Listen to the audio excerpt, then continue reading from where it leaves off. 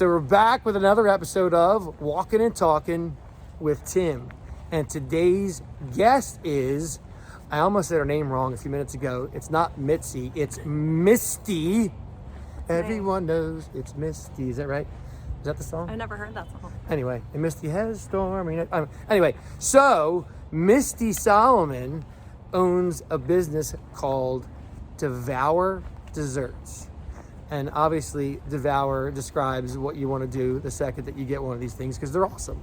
So, and she's got a great store in Mantua, Yes, right? Mantua, yep. And another really great store, even greater store in Aston, PA. Yeah, I right? don't know if it's greater, but it's definitely bigger. Well, you said it was bigger. It's so bigger. I was just going on the size factor. I know, but you can't hurt the Jersey peeps' feelings, you know? Listen, we're not going to hurt anybody's feelings. It's all good. So Misty, I'm not going to get your name right for like a half an hour. Right. So, Misty. Why is this hard? I don't know why. I don't know why I want to say Mitzi.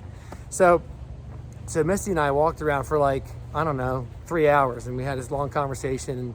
And she told me that ultimately, her passion in life really is to grow her business. Is the fact that you started your business in your house, right? Yeah, I did. And how long ago was that? Oh, that was back in 2011. So 10 years ago. I started, catering illegally out of my house. It was not legal at the time.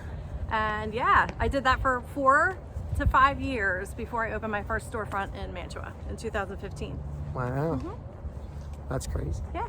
So then, what was the jump out to get to the first store in Mantua? What do you mean? So what made you decide, you know what, I'm getting out of the house? Oh, okay, yeah. So my dog was a jerk. And he I kept almost biting everyone that came to the house. It's the dog's fault. It was, and also my kids kept eating all the product. I had a separate refrigerator, and they would eat all the product while I was sleeping. So it's just not a good fit anymore. And I thought it's time to get a real store. Roger that. Yeah. So once you got the real store and things got up and running, so did you open the Aston store during COVID or after? How'd that go? No, before. It was 2017. Okay. I signed the lease in November of 2017, and we were open and ready for business on December 10th. So it was quick. It was super fast. It was weeks, and we were open. So, since I don't know who knows who you are or who knows your store or not, but tell the people that are watching us, what do you guys make? What is your specialty? Yes. So we specialize in chocolate dipped fruit and handmade truffles and bars, and our customers love it because they get to come in and create their own custom dessert sampler from 30 to 40 different products that we carry every single day. We do cupcakes, we do cakes, we do full-size wedding cakes. You can come into the store and grab a cake if you need something last minute for a birthday. We do fresh baked cinnamon buns and cream puffs on Saturday morning, and we really just love delicious food. So, having said that, you had told me when we were walking around that one of the things that drove you to take the first step at your house to start this thing was that you were working for other companies that you thought really weren't doing a great job. So talk a little bit about that and what drove you to say, you know what, I'm going to do this myself. Yeah, so because you're an entrepreneur and people should know that, that's kind of a big deal. Let me just fix this real quick. Yes. There we so go. I worked for Tastefully Simple.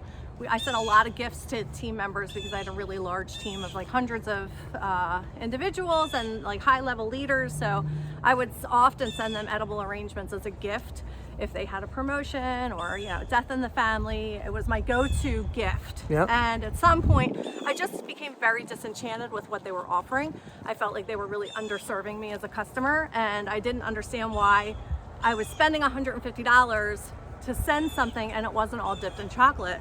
Right. Because it needed way more chocolate. So that's literally how my business started. It needed to be much more decadent. Yes. Yeah. Right. Needs chocolate. Needs chocolate. Yes. Well, that's pretty awesome. So having said that, Yes. the next step is I started dipping fruit in my house. I did it as a hobby. Really, I didn't set out to start a business, right? Like it just kind of. Oh, really? What was it? It was a hobby. I just enjoyed it, and I thought I could do it better. So I would use them as my personal gifts to my team, and then people quickly started ordering. Like it was pretty immediate that it became a business. That's pretty wild. Yeah. So I just dipped everything I could find in chocolate, and then like found a couple of amazing. I've always loved to make delicious. I don't things. think there's anything wrong with dipping everything in chocolate. Yeah. It's never a bad idea. Yeah. So you went from home to Mantua to Aston to, I mean, what's next? Well, once I got to Aston, I really needed to build my team, right? Yeah. So it was about finding, I had an amazing chocolatier that was running all the chocolate work out of Mantua, and then I needed a head baker and a head decorator. Those are, I didn't even know what I was doing when I was hiring, to be honest, because I'm self-taught, so I never went to school for any of it, and it's been amazing to find team members that are super passionate about their craft. That's what I really love most about. And are loyal, obviously, good people. Yeah, they're awesome team members. We're such a family that it's amazing to be a part of. So you've got good culture. Yes. You've got good company culture. So you said to me, one of the things you said was you really like to see people evolve and grow. So talk about that a little bit. Well, I like to be able to let them shine their talent and also be able to work in an environment where they're valued and respected and appreciated and paid well, because really in our industry, that's not always the way that it is. So In a lot of industries, that's not always the way that it is. Right. So, one of the things that you talked about was like next level stuff. So I'm talking to her and I feel like I'm on Shark Tank, right? And, Misty says something like she wants to get into vending at some point in life, right? Yeah, that's definitely on That's my like agenda. that's like the next level. That is really like the next level. That's big level stuff, Yes. right? Yeah, like a vending machine.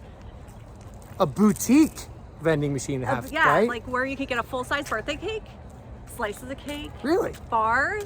Oh, we didn't get to that. You could go to Wawa. Maybe it's in Wawa. That's pretty And you cool. just walk into Wawa and get a birthday cake out of a vending machine. I still kind of like the idea of a boutique vending machine. Well, of course it's going to be a where the boutique thing's vending like machine. really cool looking, like Of the whole course it vending is. machine looks like a cake. Yeah. Well, I don't know if it'll look like a cake, but it'll be hot. Well, how cool would that be, Yeah, right? it would be awesome. But so that is the ultimate dream, right? Yes. But what drives you every day in general, though, because you said you're also into self-development, Yes. and so you told me you bought the Peloton, that you have been fighting with yourself to get on every day, Well, right? I was fighting with myself until I made a commitment back in May that I was going to ride it every single day. So I haven't missed a day since May 2nd. Oh, look at that! It's like, Not since May 2nd. Yeah. That's a lot. You're crushing it Yeah. then. You also said you actually slipped in also that you were at one point a spinning coach. yeah.